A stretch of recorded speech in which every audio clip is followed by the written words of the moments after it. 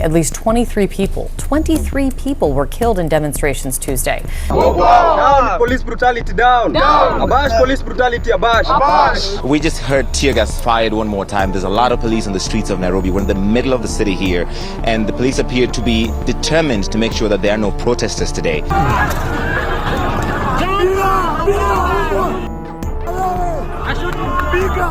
Opposition leader Raila Odinga has asked police officers to protect protesters and ensure there is no destruction of property ahead of the planned countrywide demonstrations on Wednesday. We should not criminalize demonstrations. Demonstrations also should not disrupt the economy of the country. People should agree in a civilized way how demonstrations are conducted. Wananchi nguvu, hakuna nguvu kushinda wale watu wako kwa serikali. Sisi kama wananchi hatutachoka kupigania haki yetu. More than 25 grieving families gathered in Nairobi today demanding justice 1 year after the deadly Gen Z protests of June the 25th, 2024. The solemn display of photographs tells a painful story. Young faces frozen in time remind us of lives lost during last year's June 25th protests. Trying to counter and of course take on the protesters along this particular avenue.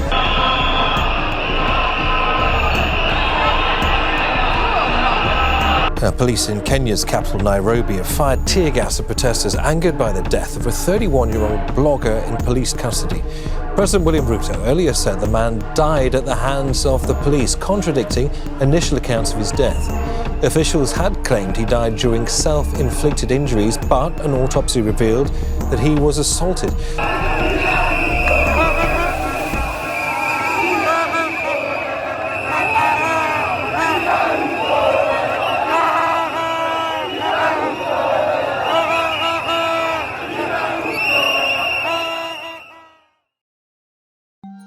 A uniform is meant to protect the citizen. A badge is meant to serve the public. But what if the shield ends up protecting those in power instead of the public? In Kenya, there is growing and documented evidence that the state's policing apparatus has at times become a tool of elite protection rather than public protection. In this video, we will explore how, why, and with what consequences. We will examine three interlocking dimensions. Number one being patterns of policing. This is the documented use of force, suppression, detentions, and impunity. Number two being mechanisms of elite protection. This is how policing is aligned with protecting the executive and economic power rather than public safety. And number three being the path forward. This is why reform is essential and what it looks like in practice. Along the way, we'll hear real stories, look at real data, and ask who benefits and who pays the cost.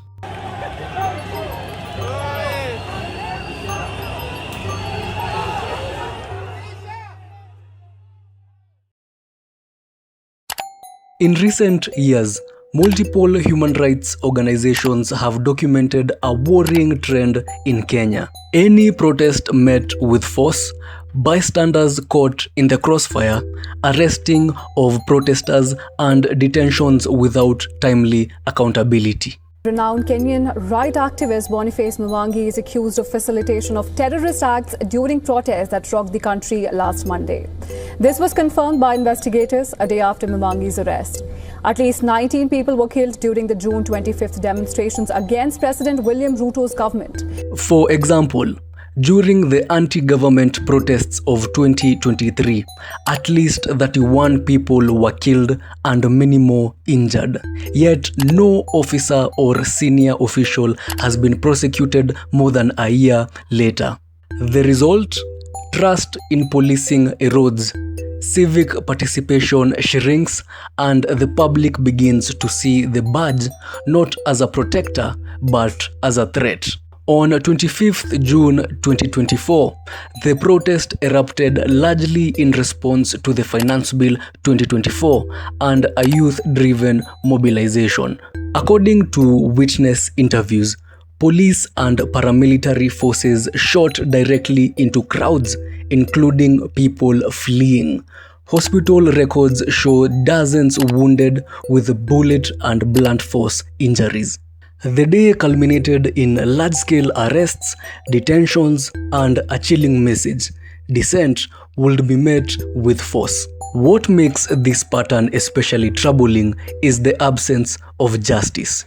The joint report by Amnesty International Kenya and Human Rights Watch, for example, found that more than a year after the 2023 protest, not a single police officer or senior government official has been brought to account for the killings and serious violations. The persistent impunity sends a clear message: you can act with force and suffer no consequences, and that undermines the rule of law. Policing in Kenya isn't neutral.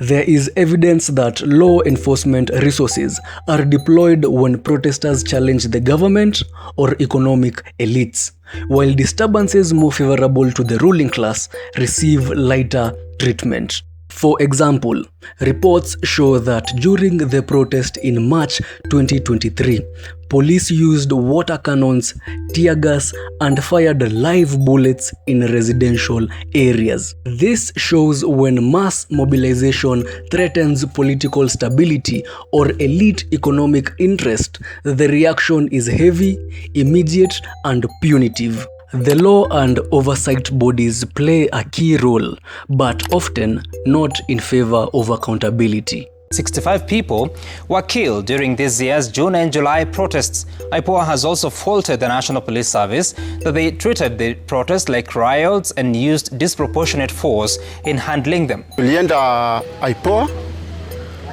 wakachukua statement.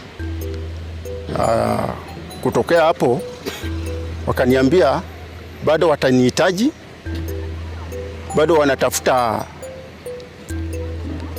evidence. The Independent Policing Oversight Authority was created to monitor the police, but rights groups say it suffers from weak independence, budgetary constraints, and political interference.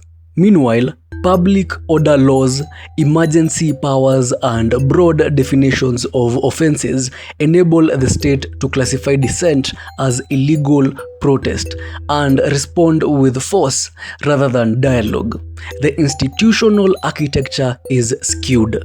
Another dimension is narrative control and informal networks. Any journalist covering protests in Kenya have reported harassment, deleted footage, and confiscated equipment. Additionally, some investigations suggest plainclothes officers and unidentified goons intervened in the protest, raising concern that elite interests outsource repression to maintain deniability.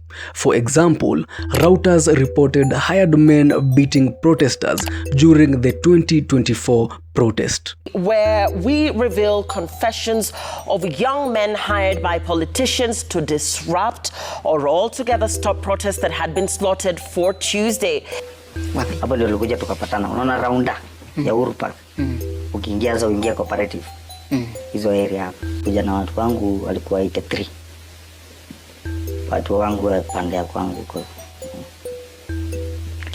Kidea. These mechanisms protect not just the streets, but the status quo, the corridors of power. When the police respond primarily to protect the executive and elite interest, the balance of power shifts. The political leadership gains breathing room. Fewer protests, fewer demand for accountability, and fewer institutional checks.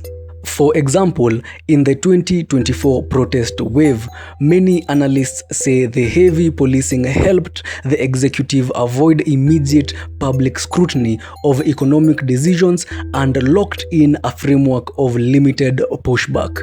The unequal enforcement ultimately protects not just individual officers, but entire government systems. The casualties of this arrangement are real. Citizens exercising their rights see heavy-handed policing instead of protection. Informal sector workers, many of them youth, face arrests during protests, loss of livelihoods, and traumas. Communities in Nairobi's informal settlements report multiple deaths and injuries in crackdowns, with little to no state relief. For instance, the Kenyan National Commission on Human Rights documented at least 60 deaths between June and July 2024 amid police action. When the shield becomes the sword, democracy and everyday people suffer. Public trust in policing matters. When citizens believe the police serve elites, not them, cooperation declines, the social contract weakens, and unrest becomes the new normal. It's important to recognize nuance. Many officers are committed, many serve in difficult conditions, salaries are low, resources thin. Some judicial interventions have curbed unlawful policing. But while these individual exceptions matter, they don't negate the systematic pattern of policing aligned with power rather than rights. Without institutional change, the cycle persists. If policing is to regain legitimacy, the following must happen. Number 1, transparent investigations and prosecutions. Each death, each unlawful arrest, each shooting must be investigated promptly with public reporting. Rights groups have repeatedly called for this in Kenya. Number 2, empowering oversight.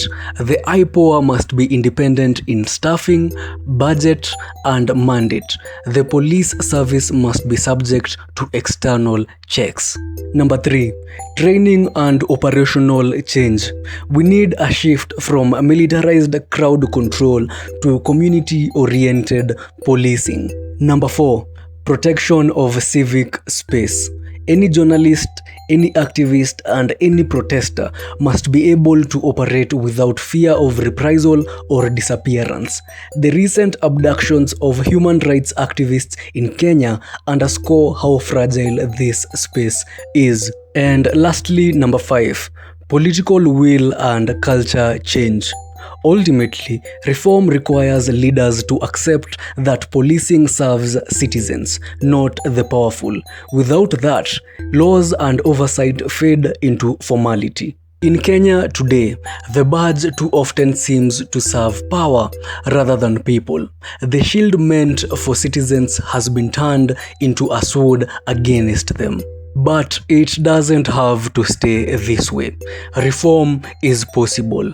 Progress has been made in dozens of countries. Kenya's constitution and its laws already recognize human rights. What is missing is sustained independent enforcement and a shift in culture. The question for ordinary Kenyan citizens, for civil society, and for the international community is: will we hold the shield accountable? Will we turn it back into a protector of the many, not the few? Security should never be a privilege for the powerful. It should be the right of every citizen. If you believe in a Kenya where the uniform shields you and your neighbor, not the executive alone, speak out. Share this story. Demand reform, because silence is the ally of abuse, and change begins when we refuse to accept the shield used for the few rather than the many.